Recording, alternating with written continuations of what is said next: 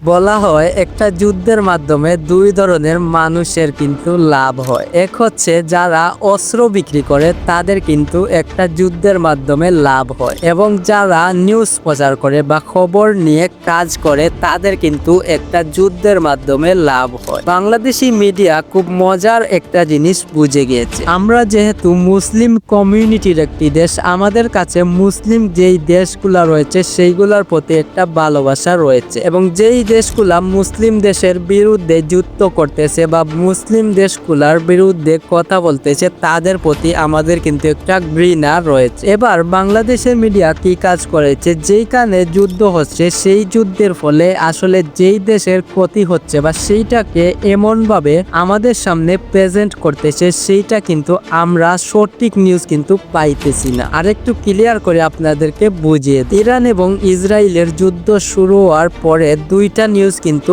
আমাদের সামনে চলে আসে। এর মধ্যে একটাতে কিন্তু 24 ঘন্টার মধ্যে প্রায় 15 লাখের মতো ভিউজ কিন্তু চলে আসে, এবং অন্যটিতে কিন্তু 24 ঘন্টার মধ্যে 28 লাখের মতো ভিউজ চলে আসে। এবং এই নিউজগুলাতে মোটা দাগে কিন্তু এই জিনিসটা প্রেজেন্ট করা হয় আসলে ইরান ইসরায়েলের উপর হামলা করে ইসরায়েলকে পুরো গাজা বানিয়ে দিয়েছে, এবং ইরানের হামলার ফলে আসলে ইসরায়েল পুরো ধ্বংস হয়ে গেছে, এবং ইরানের হামলার ফলে ইসরায়েলের ব্যাপক ক্ষয়ক্ষতি হয়েছে, এবং ইসরায়েলের একটা বিশাল লস হয়ে গিয়েছে ইরানের হামলার ফলে। আসলে বাস্তবতা কিন্তু এরকম না। ইরান ইসরায়েল যুদ্ধ শুরু হওয়ার পর থেকে ইসরায়েলের হামলায় ইরানের প্রায় 300-র বেশি মানুষ মারা গিয়েছে, যেখানে ছিলেন সামরিক কর্মকর্তা এবং ইরানের পারমাণবিক কার্যক্রমের বিজ্ঞানী সহ ইরানের অনেক সাধারণ মানুষও কিন্তু মারা গিয়েছিল। এবার যদি আমরা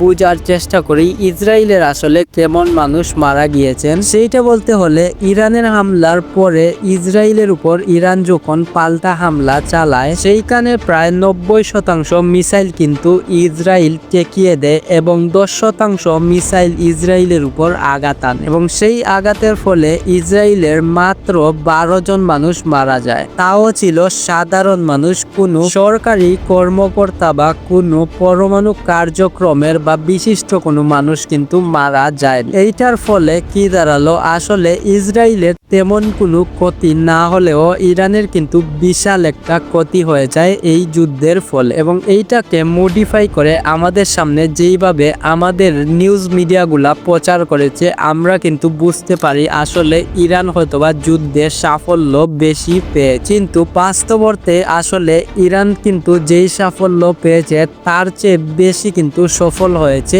ইসরায়েল। মোটা দাগে আসলে এই ভিডিও থেকে এটাই কিন্তু আপনাদেরকে বোঝাতে চাইছি, আসলে আমাদের নিউজ মিডিয়াগুলা যেই প্যাটার্নে এখন নিউজ প্রচার করছে সেইটা কিন্তু মোটেই ভবিষ্যতে ভালো কিছু আনবে, এবং আমাদের নিউজ মিডিয়াগুলার ইমিডিয়েটলি এই পরিবর্তন আনা উচিত। আশা করি আপনারা ভিডিওটি দেখে বুঝতে পারছেন আমাদের নিউজ মিডিয়াগুলার বর্তমান অবস্থা। ভিডিওটি যদি ভালো লাগে তাহলে অবশ্যই একটা লাইক করে দিবেন, এবং আমাদের চ্যানেলে নতুন হলে অবশ্যই চ্যানেলটিকে সাবস্ক্রাইব করে দিতে ভুলবেন না।